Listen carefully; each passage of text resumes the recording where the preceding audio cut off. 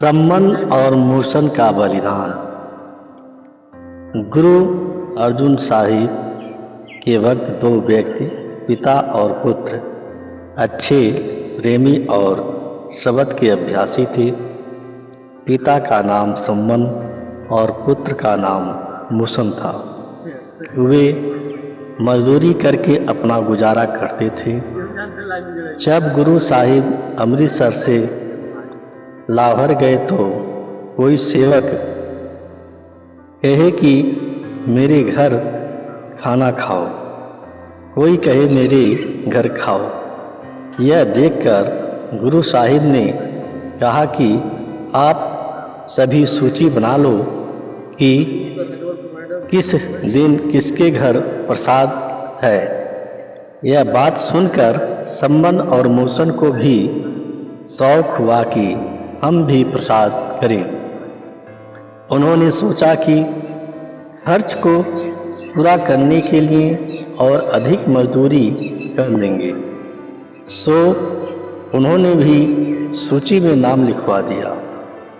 जब उनका प्रसाद करवाने का दिन नज़दीक आया तो वे दोनों बीमार पड़ गए। जो रुपए कमाए हुए थे दवा और खाने पीने में खर्च हो गए। अब प्रसाद कराने का दिन आ गया।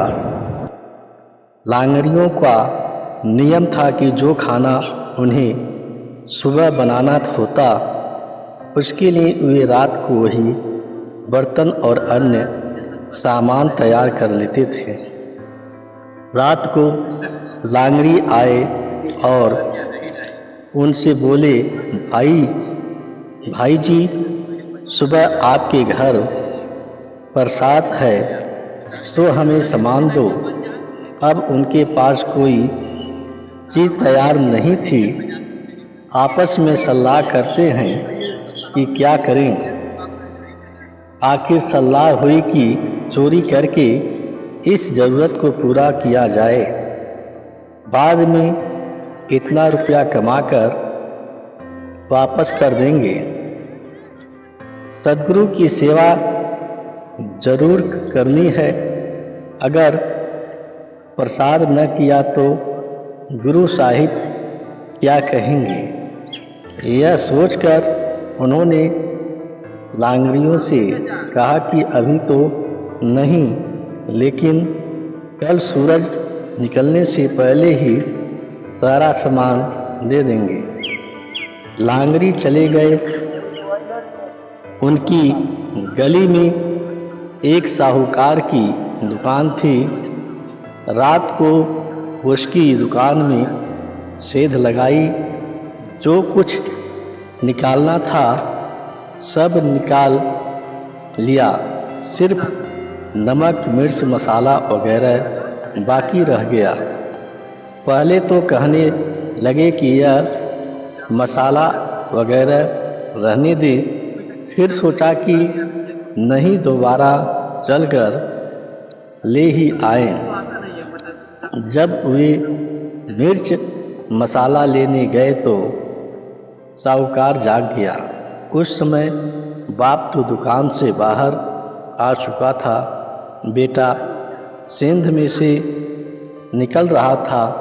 जब सिर बाहर निकला तब साहूकार ने उठकर नीचे से टांगें पकड़ ली ताकि वह बाहर न निकल सके। बाप बाहर की ओर खींचने लगा और साहूकार अंदर की ओर। अब न बाप छोड़े न साहूकार छोड़े। बड़ी खींचा तानी हुई। आखिर बेटे ने बाप से कहा कि आप मेरा सिर काट लो। ऐसा न हो कि सुबह हो जाए और लोग कहें कि गुरु के शिष्य चोरी करते हैं। सो देर न करो, फौरन सिर काट लो। सिर से ही पहचान होती है। अगर सिर न हुआ तो लाश किस तरह पहचानी जाएगी।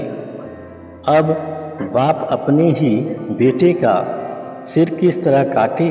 उसने कहा, मैं सिर नहीं काट सकता। पुत्र ने कहा, पिताजी, गुरु के लिए मेरा सिर काट लो, क्योंकि मैं नहीं चाहता कि गुरु की बदनामी हो। इस तरह बदनामी भी नहीं होगी और सद्गुरु की सेवा भी हो जाएगी। बाप ने थोड़ी देर विचार किया, फिर मारी तलवार और पुत्र का सिर काट लिया। धड़ नीचे जा गिरा। सम्मन ने पुत्र मूसन का सिर लाकर घर में रख दिया।